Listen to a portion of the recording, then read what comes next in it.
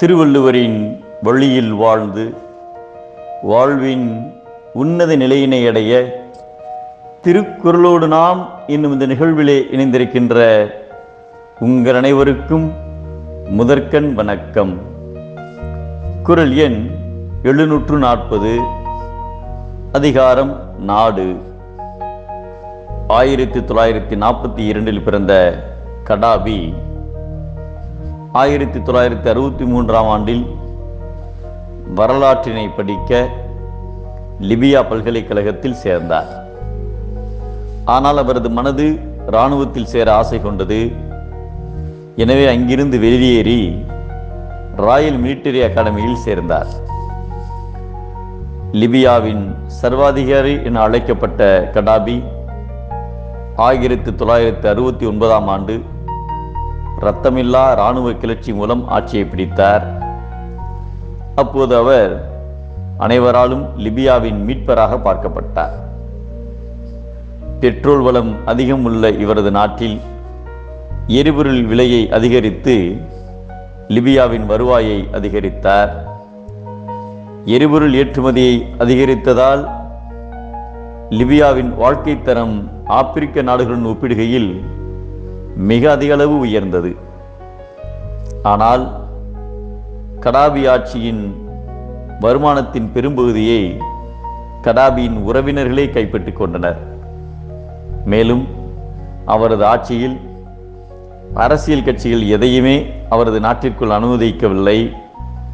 அது மட்டுமல்லாமல் அவரது தலைமையிலான ஆட்சியில் எதிர்ப்புக்கே இடமில்லை. அவரது ஆட்சியை எதிர்த்தவர்கள் சிறை சென்றார்கள், இல்லையெனில் கொல்லப்பட்டார்கள். பதவியேற்ற 4 ஆண்டுகளுக்கு பின்னர் ஸ்காட்லாந்தில் வானில் அமெரிக்க ஜம்போ விமானம் ஒன்று வெடிகுண்டு மூலம் தகர்க்கப்பட்டது.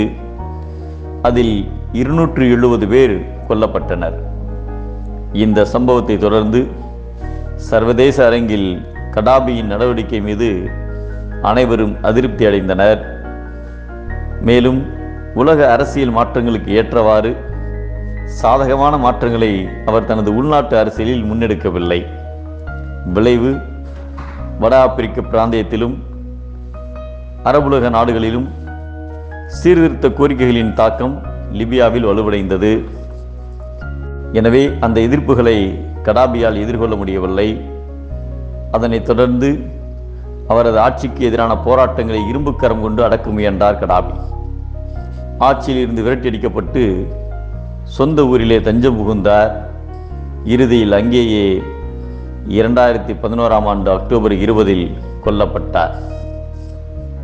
நல்ல அரசன் பொருந்தாத நாடு எல்லா சிறப்பம்சங்களையும் பெற்றிருந்த போதிலும் அவற்றால் பயனில்லாமல் போகும் என்பதை ஆங்கமை வேதிய கண்ணும் பயமின்றே வேந்தமைவு இல்லாத நாடு என்கிறார் நம் தெய்வப்புலவர் திருவள்ளுவர். தீய அரசனால் சிறந்த நாடும் கெடும், நல்ல அரசனால் சாதாரண நாடும் வளரும்.